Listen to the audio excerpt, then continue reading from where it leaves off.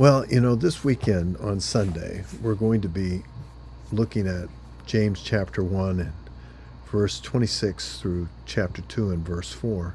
There's one aspect I'd like to bring up in devotion. You certainly hear this after the message, so it's good to be reminded of these things. It has to do with pure religion. It's interesting how it talks about pure religion being visiting the fatherless and the widows in their affliction, and keeping yourself unspotted from the world. Two aspects. Oftentimes we meet people that consider themselves to be religious. They perhaps have a great record of church attendance. Maybe they've gotten the 10-year pen, or they're faithful in Sunday school. They're faithful for the Bible studies. They pray after or before their meals, and every night before they go to bed, or when they get up in the morning, they're faithful in all those things. And those are all good virtues, good repetitious virtues that we should have. Not in any way denying that.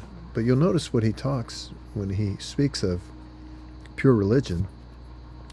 There's two elements to it. The first one is you have to care for people.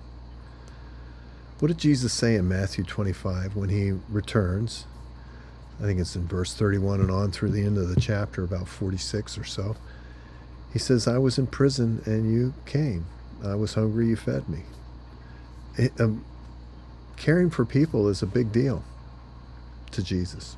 He cares about children. He said, make sure you don't in any way inhibit them. Suffer the children to come to me in Matthew chapter 19. And don't forbid them.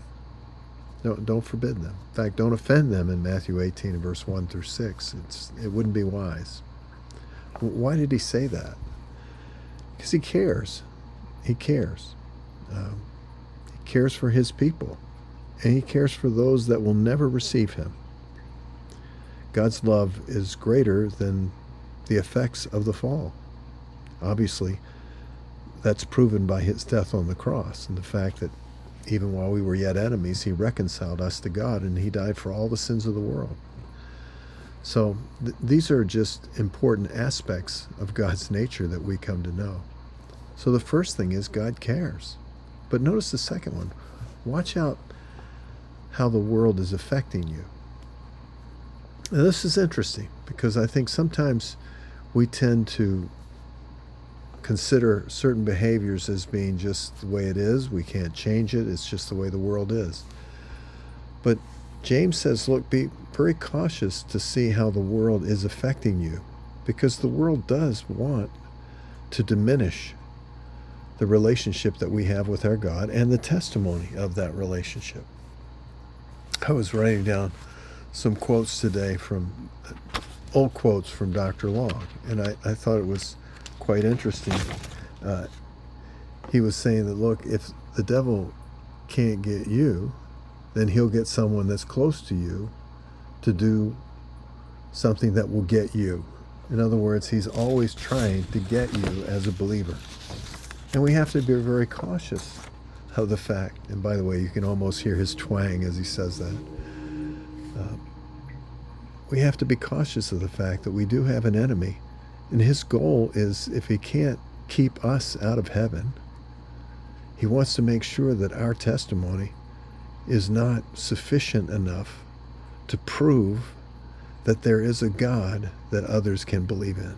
He wants to diminish that. So we need to be careful about, how we act, our testimony. It is an issue. It is an issue.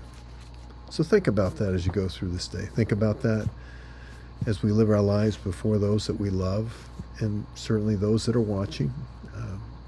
Just keep that in mind. God has great things that he wants to do today. He's not asking us to be perfect. He's just asking us to recognize. I think the verse there in Hebrews 11 and verse 1, faith is a substance.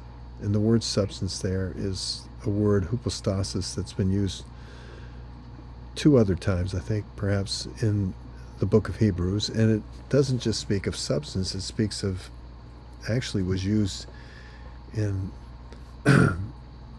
earlier Greek, to mean a title deed. So think about it. What we have are words that are written on a page, but those words mean something to us. It speaks of ownership to us, which becomes proof, literally a conviction of the word there for things is we get pragmatic from it. Things that we know to be real that we can't see. It's things that are unseen, but they're real.